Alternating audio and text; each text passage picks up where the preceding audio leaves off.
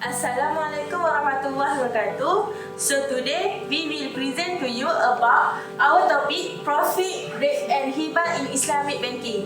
I am FAQIHAH binti AZAM. I am SYAHIRAH binti RIZAL. I am NORSHAFIQAH binti KHRUDIN. And I am NABILAH binti ZAKARIA. And now let's start! So today, we have three contents, which is the first one is profit rates and interest rate, second is Hibah, and third Islamic banking versus conventional banking. Okay, so for the first point is profit rates versus interest rate.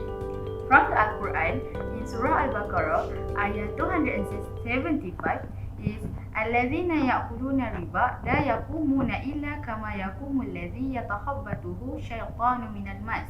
Dzalika bi annahum qalu innama al-bai'u mithlu riba wa halallahu bai'u wa harrama riba. Faman za'ahu mau'izatu min riba'i fantaha falahu ma salaf wa amruhu ila Allah.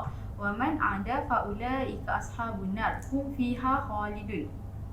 The meanings of the ayat is those who consume interest cannot stand on the day of destruction except as one stand who is being beaten by Satan into insanity. That is because they say trade is just like interest, but Allah has permitted trade and has forbidden interest.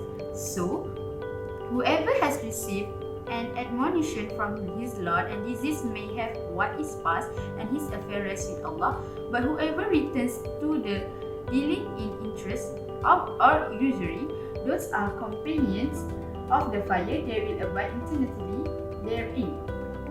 The conclusion from the ayat is Allah prohibits us from doing any riba and interest.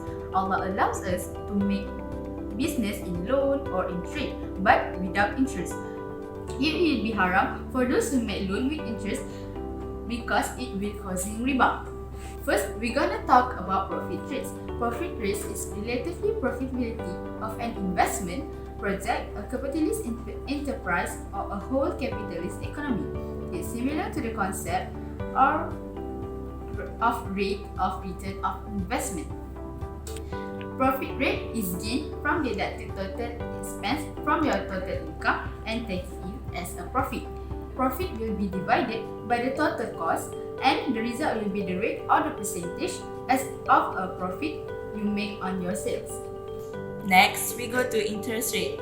An interest rate is the percentage of principal charged by the lender for the use of its money. The principal is the amount of money lent. For example, banks pay you an interest rate on deposit. They are borrowing that money from you.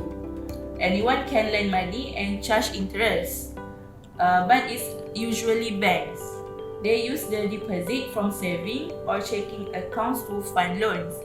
They pay interest rate to encourage people to make deposits. Banks charge borrowers a little higher interest rate than they pay the depositors so they can profit. At the same time, banks compete with each other for both depositors and borrowers.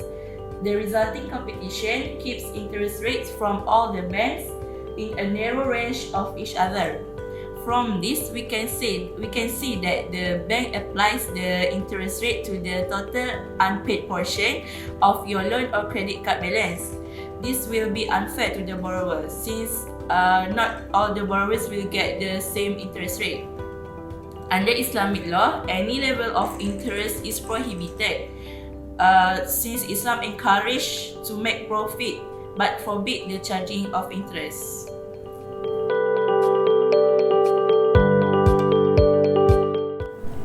So next we move to Hibah, and firstly we go to the definition of Hibah. So we have literary and technically. So the first one is literary, that is passing or borrowing. So when technically definition on technically, we can conclude that a voluntary contract that result in uncompensated ownership between living individuals. So we can conclude from the definition literary and technically, that is a method of possession transfer whereby an asset or any form of wealth is given to another party without compensation, that is reward.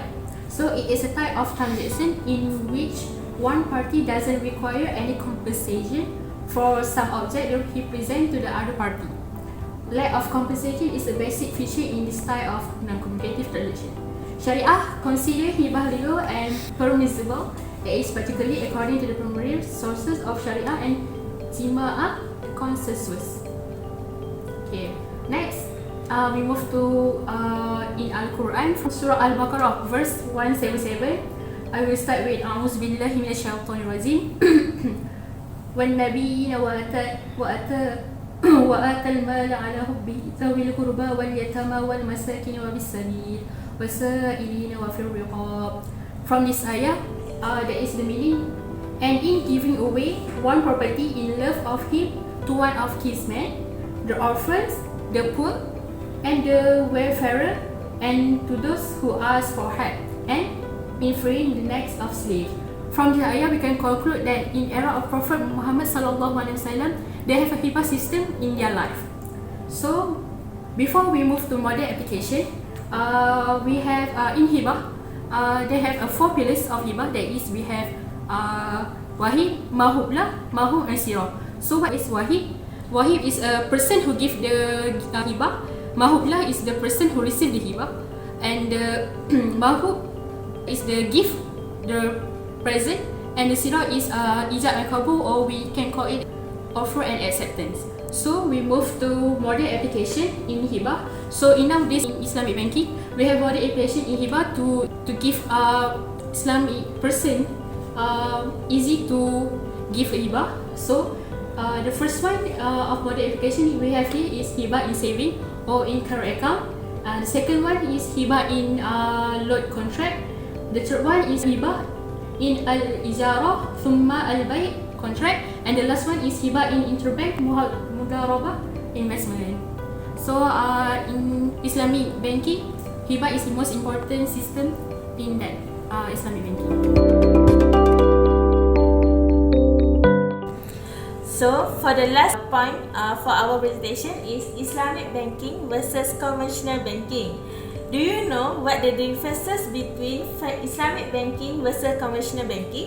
Okay, some would simply say that Islamic financing this allows interest-based transaction. Sound easy to understand, right? But if interest rates are prohibited, then how does anyone gain from the initial investment? So we will see the differences between Islamic and conventional banking. So first, Islamic banking. Avoid interest-based transaction, riba. So what is the riba? Riba is a concept in Islam that refers broadly to the concept of growth, increasing and or exceeding.